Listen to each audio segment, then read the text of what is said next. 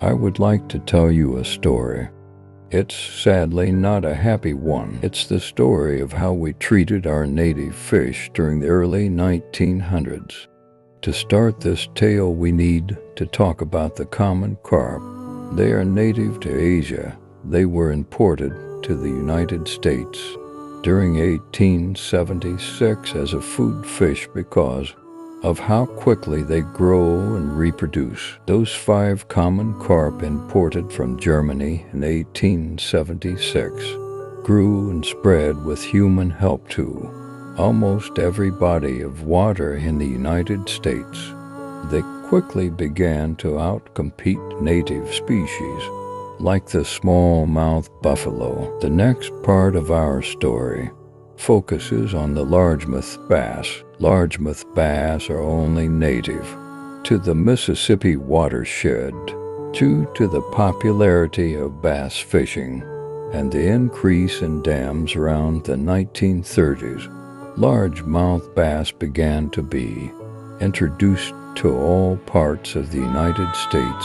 As much as I love largemouth bass, they are labeled as one of the 7 most invasive fish species on the planet.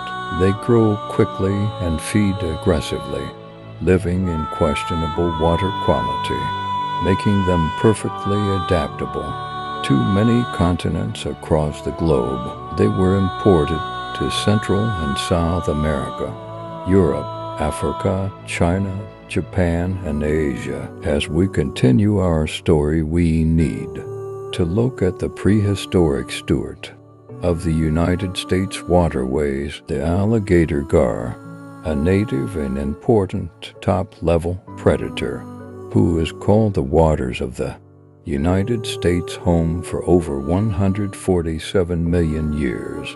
The native range of alligator gar extends well into the upper river systems of the United States, all of the Gulf's southern states, as well as covering most of Central America. Fossil records show these fish were found as far north as the Green River Formation in Wyoming. Due to floodplain draining and dam construction, alligator gar populations in northern states like Ohio and Illinois have all but disappeared in under 100 years. Around the 1930s, many states implemented rules saying alligator gar could not be returned to the water if captured, fearing alligator gar were competing with game fish.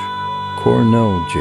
Geber, who was obsessed with eliminating alligator gar from Texas waters, created a boat called the Electric Gar Destroyer.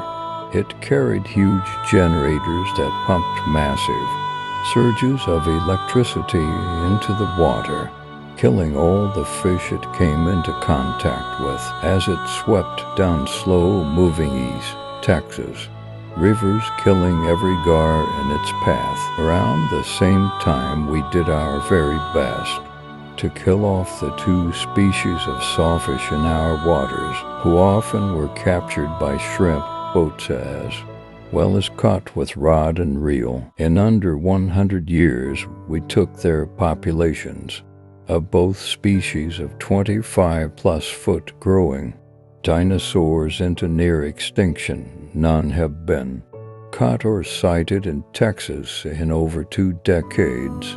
In summary, we brought invasive fish species into our country as well as stocking native fish out of their native ranges. At the same time, we went on a genocide of our top-level, slow-growth prehistoric species that bring balance to our waterways. I did warn this would not be a happy tale.